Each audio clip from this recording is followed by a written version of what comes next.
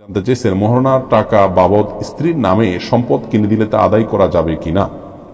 মোহরানা বাবদ টাকা বাবদ স্ত্রীর নামে সম্পদ কিনে দিলে তাও আদায় হবে, কোনো অসুবিধা নেই, স্ত্রীকে জানিয়ে দিলেই হবে। আয়েশা ইনু জানতে চেয়েছেন, আমার বিয়ে ঠিক করেছেন, আপনার প্রশ্ন উত্তর মাত্রই দিয়েছি। আরেকবার জানতে চেয়েছেন, আমার সন্তানকে স্কুলে পড়ানোর স্বামী স্ত্রীর মধ্যে মনোমালিন্য হচ্ছে, আমরা সিদ্ধান্ত কিভাবে গ্রহণ করব।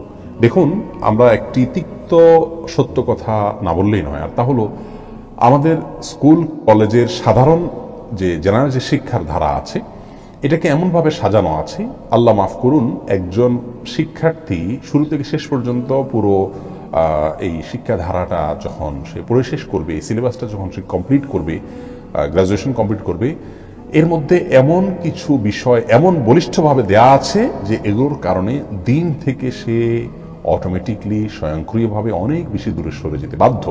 সুদের অঙ্ক শেখানো থেকে নিয়ে, ডারউইনের মতবাদ থেকে নিয়ে এমন এমন জিনিস দেওয়া আছে যে এগুলোর মাধ্যমে একজন মানুষকে ধীরে ধীরে দিন বিমুখ করে তোলা অনেক বেশি সহজ হয়।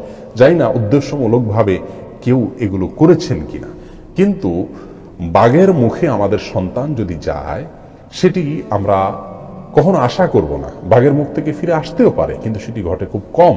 অতএব এই শিক্ষাধারা থেকে দিনের দিকে ফিরে আসবে তার রেশিওটা অনেক কম। সেই জায়গা থেকে অবশ্যই সন্তানকে জাগতিক শিক্ষা দিন, দিন শিক্ষা দিন। গতানুগতিক এই ফ্যাক্টরি সিস্টেমের শিক্ষা আমাকে দিতেই হবে, তা না হলে সে মূর্খ থাকবে, ব্যাপারটি সেরকম নয়। বিষয়টিকে অনেক গভীরভাবে আমাদের বিবেচনা করা উচিত এবং পরবর্তী প্রজন্মকে দিনই ধারা থেকে যেন বিচ্যুতি না ঘটে, সেটার জন্য তাদেরকে দিনমুখী শিক্ষার উপর তাদেরকে রাখা চেষ্টা করা উচিত। আমার মনে হয় ব্যাপারে স্বামী স্ত্রী যদি উভয় বসেন, সুবিধা অসুবিধাগুলোকে খুব ডিপলি পর্যালোচনা করতে পারেন, তাহলে ইনশাআল্লাহ সিদ্ধান্ত গ্রহণ করতে অনেক সহজ হবে। সেক্ষেত্রে অবশ্যই তাদের উভয়কে আখিরাতমুখী এবং দ্বীনের গুরুত্ব তাদের মধ্যে থাকতে হবে।